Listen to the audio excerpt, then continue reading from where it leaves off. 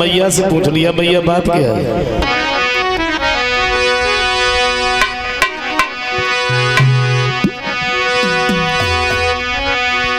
तो मैया मैया दाऊ भैया और बछड़ों को लेके जाते हैं।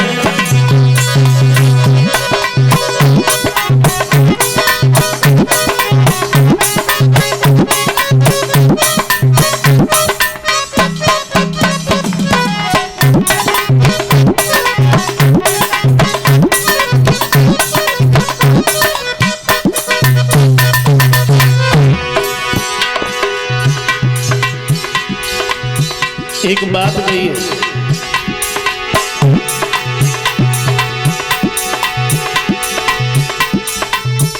तो मैया मैया दाऊ भैया और बछड़ों को लेके जाते हैं। और किस कारण से मेरी मैया जो संग हमें न ले जाते हैं।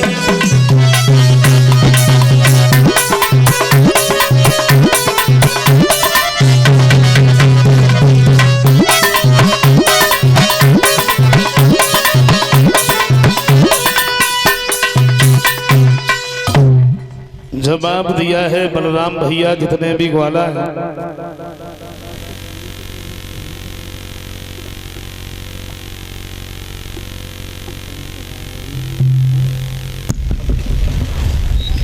गाय बछड़ों को चराने के लिए ले जाते हैं, लेकिन मुझे तो अपने साथ में नहीं ले जाते। तो मैया कहती है लाला तुम वहां जाके क्या करोगे, तुम न जाओ।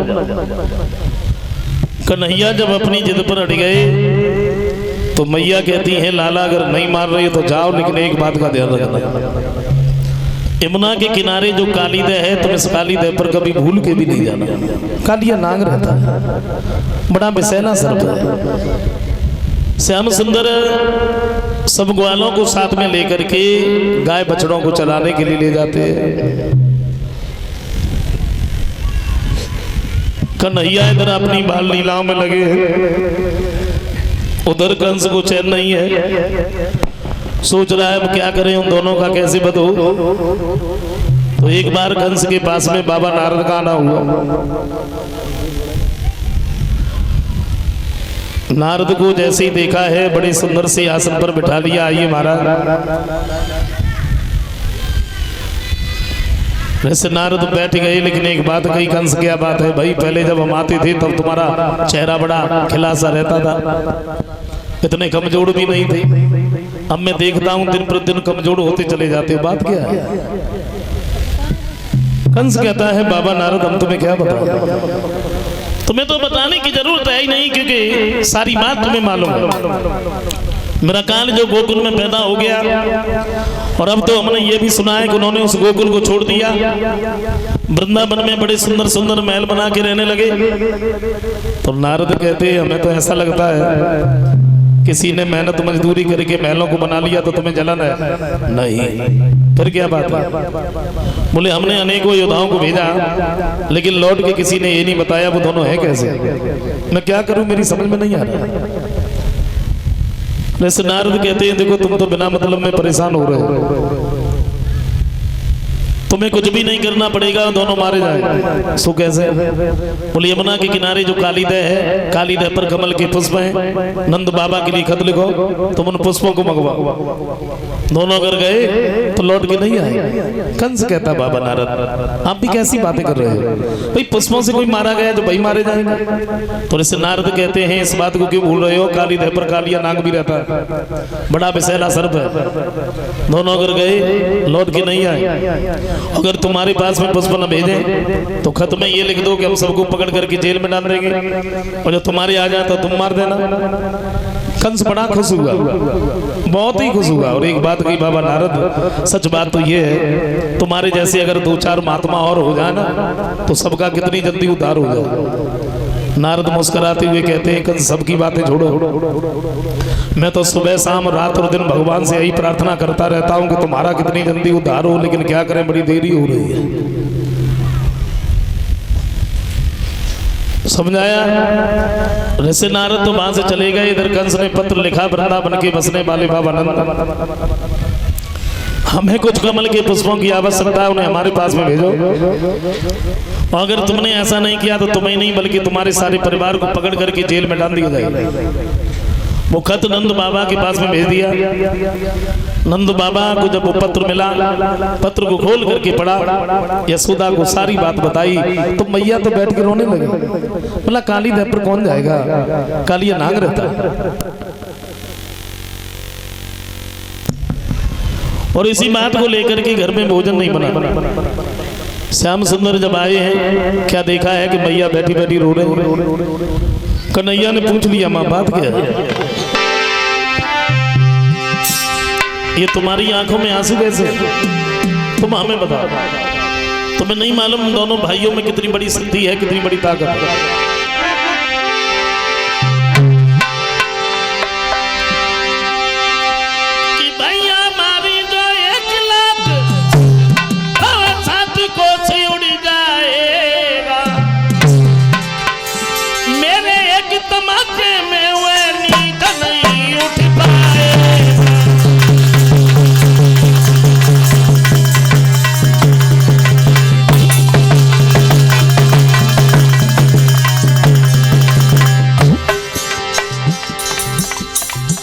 कन्हैया कहते हैं मैया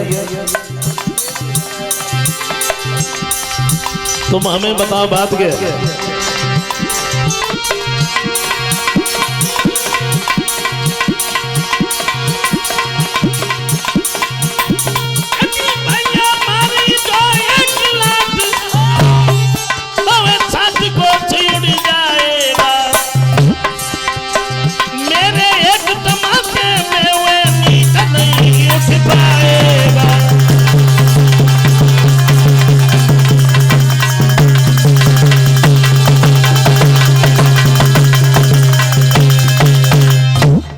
हमें बताओ बात क्या है?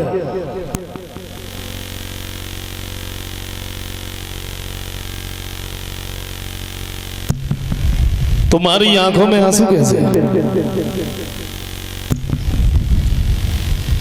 तुम्हें नहीं मालूम है हम दोनों भाइयों में कितनी बड़ी शक्ति है, कितनी बड़ी ताकत है?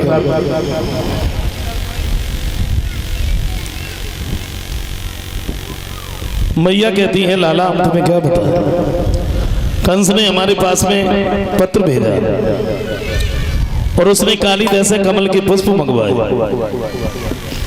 अब जरा सोचो वहां पर कौन जाएगा, कालिया नाग रहता है, बड़ा बेसैना सर्प है। और ये भी लिख दिया अगर हमारे पास में पुष्प नहीं आए तो हम सबको पकड़ करके जेल में डाल देंगे। क्या करें? श्याम सुंदर कहते हैं मैया तुम बिल्कुल भी चिंता मत करो।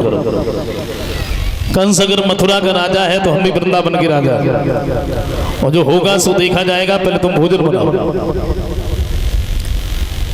श्याम सुंदर घर से निकल करके जब चले हैं तो सब ग्वाला मिल गए। जवाब दिया आज कौन सा खेल खेलोगे? तो कन्हैया बोले कोई नया खेल खेलो। दामा कहने लगा मैं बताऊं? बताइए। बोले मेरी माँ ने बड़ी सुंदर गेंद बनाई है और गेंद हम लेके तब आएंगे, पहले ये कह दो कि हमारी गेंद कहीं चली ना जाए। धोखा से भी मेरी गेंद कहीं चली गई तो तुमसे हम भाई गेंद ले लेंगे। श्याम सुंदर कहते लेके आया नहीं, जाने की बात करने लगा। पहले लेके तो आ। दामा भागा, गेंद लेके आया। कहाँ चलोगे? काली दह पर। सब ग्वालों को साथ में लेके कन्हैया जब काली दह पर पहुंचे हैं, श्याम सुंदर ने ग्वालों को तो काली दह की तरफ खड़ा कर लिया, खुद विपरीत दिशा में खड़े हो गए। और दामा से एक बात कही, दामा भैया कहाँ है तुम्हारी गेंद, निकालो। दामा कहता है देखो श्याम, जो बात हमने तुमसे घर पर कही उसी बात को फिर दोहरा रहा हूँ, मेरी गेंद कहीं चली न जाए। और चली गई। श्याम सुंदर बोले मुझे मालूम है तू भाई गेंद ले लेगा। बोले हाँ। बोले कहीं नहीं जाएगी, निकालो तो सही।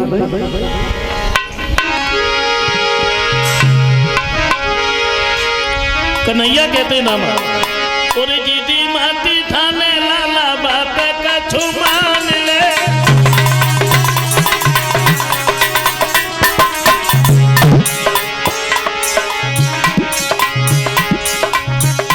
तेरी गेंद हाथ में निकाल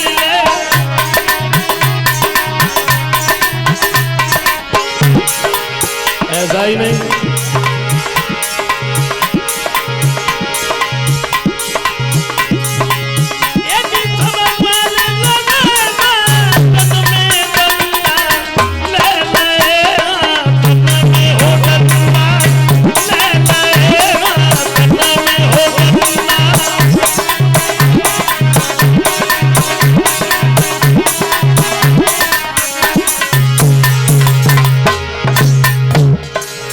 कन्हैया ने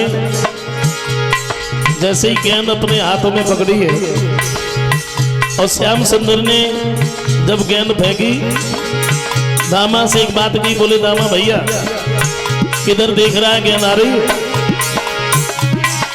हुआ क्या?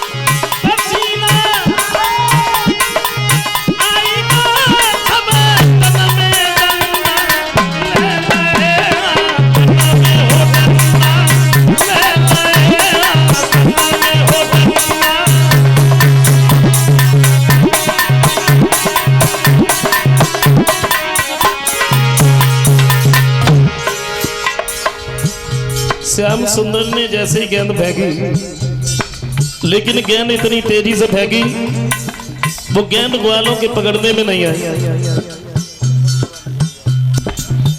और जब गेंद ग्वालों के पकड़ने में नहीं आई तो काली दह की तरफ खड़े थे, गेंद काली दह में चली गई। देखा ग्वालों ने, हुआ क्या?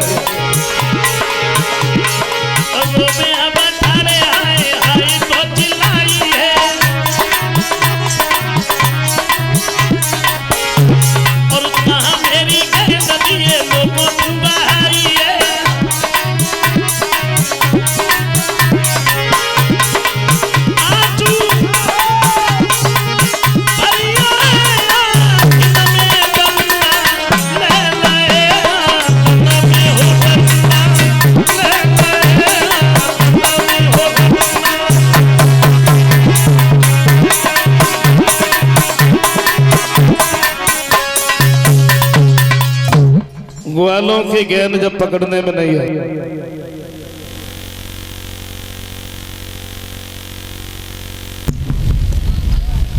और जब गेंद पकड़ने में नहीं आई, काली दह की तरफ खड़े थे, गेंद काली दह में चली गई। दामा ने देखा, झपट करके श्याम सुंदर का पीताम्बर पकड़ लिया। श्याम बोले मैंने एक बार नहीं अनेक बार तुमसे ये कहा कि मेरी गेंद कहीं चली न जाए, अगर धोखा से भी गेंद कहीं चली गई तुमसे हम भाई गेंद ले लेंगे। और धोखा से कहा, तुमने मेरी गेंद जानबूझ के काली दह में फेंक दी। कन्हैया कहते भैया ये तुम झूठ बोल रहे हो, मैंने तुम्हारी गेंद जानबूझ के थोड़ी फेंकी, और भाई इसमें मेरा क्या दोस्त, तुमने तो पकड़ी नहीं पाई। लामा कहने लगा मुझे मेरी गेंद चाहिए। गेंद चाहिए? गेंद तो तुम्हारी काली दह में गिर पड़ी, और काली दह में कालिया नाग रहता है, बड़ा विशैला सर्प है, मैं तो नहीं जा सकता, मेरी माँ ने मना किया। बोले कुछ भी करो मुझे मेरी गेंद चाहिए। अरे बोले तुम्हें हो क्या गया है, तुम ऐसा करो मेरे साथ घर पे चलो। बोले बिना गेंद के? कन्हैया कहते भाई तो मैं कह रहा हूँ मेरे साथ घर पे चलो और मैया से कह के हम तुम्हें दूसरी गेंद बनवा देंगे, इसमें कौन सी बड़ी बात है। लामा कहने लगा दूसरी ना तीसरी, मुझे मेरी गेंद चाहिए। तो श्याम सुंदर कहते दामा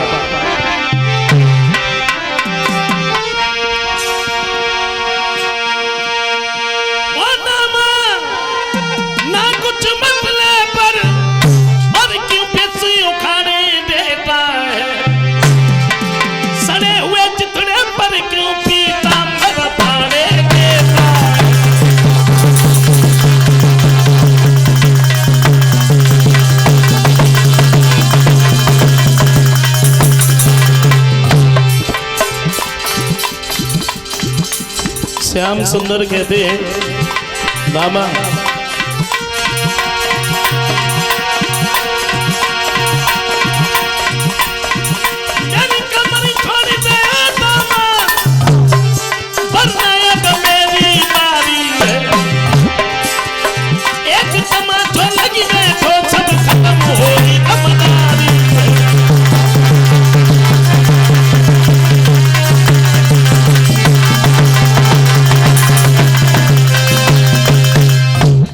जवाब दिया, सड़े हुए चितरे के पीछे तू मेरा पीताम्बर फाड़े देता। अगर एक तमाचा लग गया ना तो दूर खड़ा हो जाएगा, समझ गया। और दामा ने जैसी सुना कि तमाचा लग गया, सुबह पीताम्बर तो छोड़ दो, और भाग के हाथ में लाठी उठाई। मुला इतने बड़े बलधारी हो गए, इतने बड़े बलधारी हो गए, तुम मेरे तमाचा मारोगे, तुम एक तमाचा मारोगे, मेरी लाठी भी हिलती है, तो दिमाग ने तुमने खाओ है, तो छाछ हमें भी मिलती है।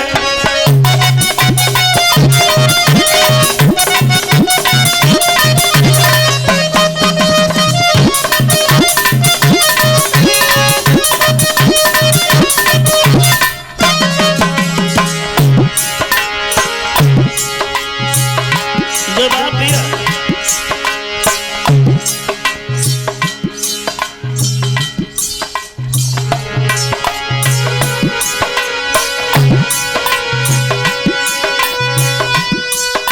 तुम एक तमाचा मारोगे, मेरी भी लाठी हिलती है, दिमाग तुमने खाओ है, तो छाछ हमें भी मिलती है।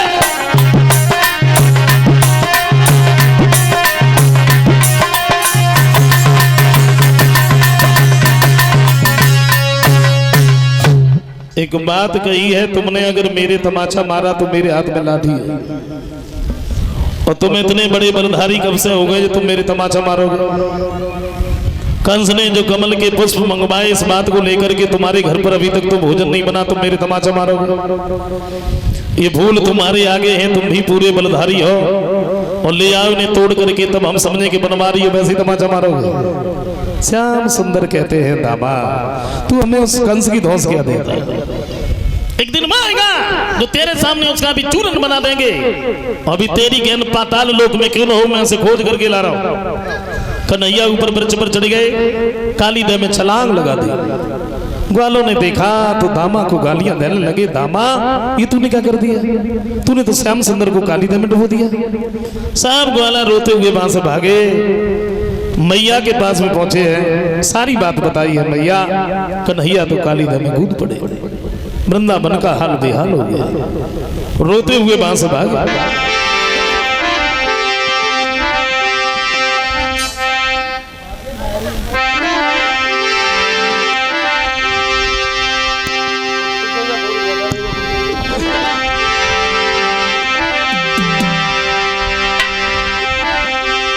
तो मैया किन्नाई डाढ़ मारी, ओ मेरे छैया कहाँ गए।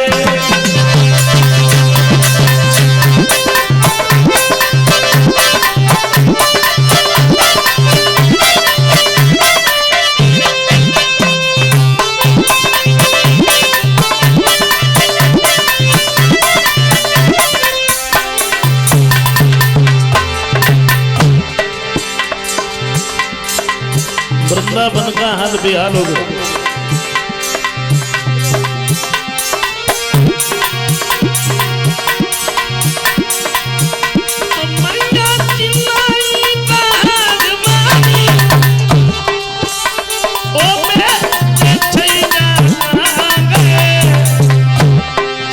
और बाबा ने पीट कर मात का, ओ तुम्हारे कन्हैया कहाँ गए।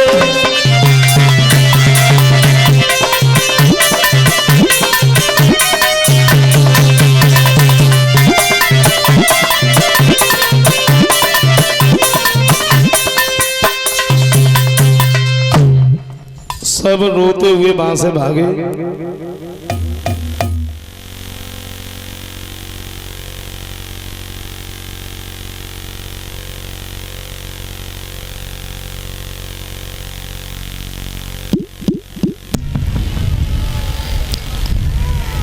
काली दह के नजदीक जब पहुंचे हैं, मैया तो काली दह में कूदने के लिए तैयार हुई, तो बलराम ने पकड़ लिया, मां क्या कर रही है। श्याम सुंदर अभी तुम्हारे पास आ गए। कन्हैया उधर काली दह के अंदर पहुंचे हैं, क्या देखा है? कालिया नाग तो सो रहा है, नागिनियां जाग रही हैं, और नागिनियों ने देखा तो सामने पहुंच गई, बोले सौभाग्य है तुम्हारा जो हमारे पति सो रहे हैं, और वो जाग गए तो तुम्हें मार देंगे, चले जाइए यहाँ से। श्याम सुंदर कहते हैं नागिनियों तुम हमें जिसकी रागिनी सुना रही ना, मिलने तो मैं उसी से आया, और कोई बात नहीं, अगर सो रहे हैं तो क्या हुआ, जगा दीजिए, और नहीं जगाओगी ना तो मैं जगाना भी जानता हूं। कन्हैया कहते नागिनी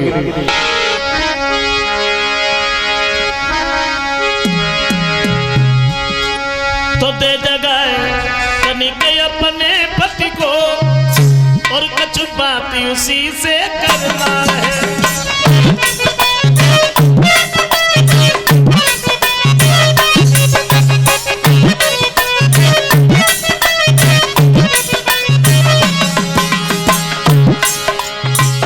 बोले सो रहे तो कोई बात नहीं, जगा दीजिए।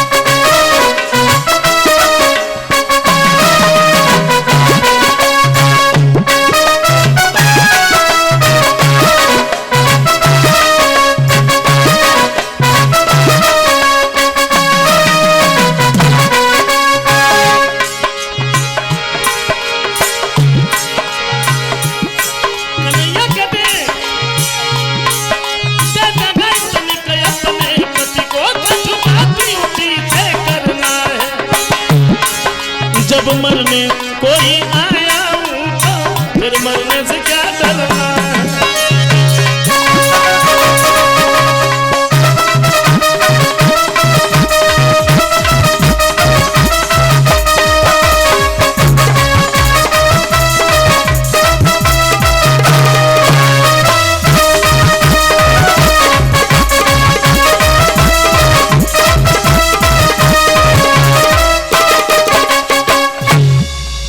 जगा दीजिए, और नहीं जगाओगी तो मैं जगा